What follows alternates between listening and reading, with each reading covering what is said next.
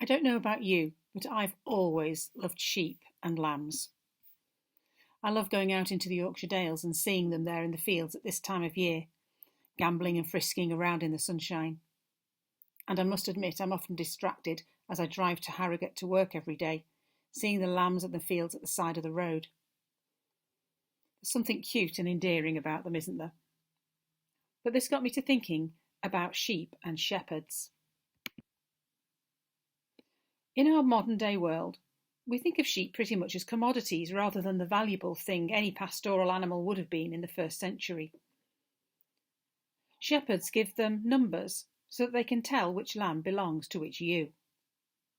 Whereas with Jesus, it's every hair on our head that's numbered, not just one number per adult sheep.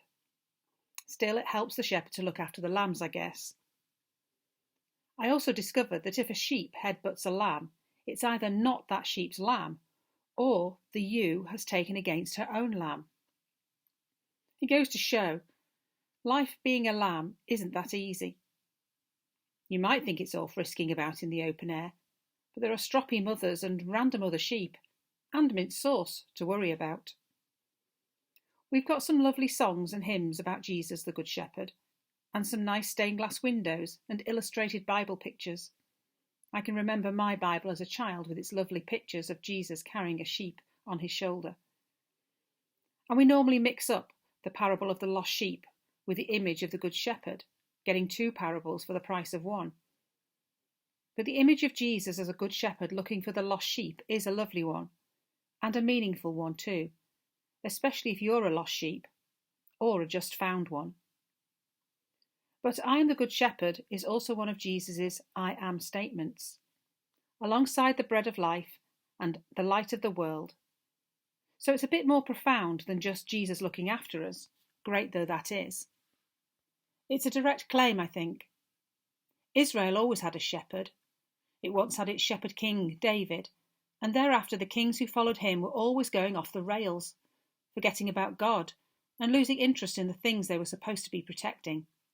Foreigners, orphans, widows, generally the most vulnerable people.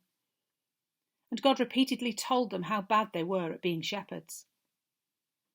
You get those gems like Zechariah, where the shepherds exploit the sheep, and Ezekiel, where God tells the bad shepherds that from now on, God will look after his own flock.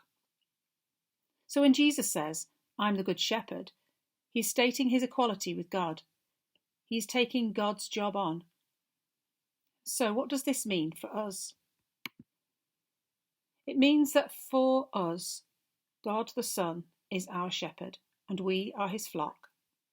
We depend on Jesus and stay close to him. We depend on him for care and attention. He knows our weaknesses and loves us just the same. And if we're a flock, there's a corporate responsibility. Flocks stick together. There's safety in numbers. That's why sheep act in those sheepy kind of ways, stampeding if anything happens, like a dog getting into a field. I was once walking through the Harewood estate on a walk, and as I was going along, a chap in a Land Rover drove up and stopped, and he looked carefully at a ewe in the field with a couple of lambs. He told me he was worried the ewe was rejecting it. Oh, I said, are you the shepherd? No, he said, but I do work on the estate. I've mixed the metaphors up here a bit, but I hope you get where I'm coming from.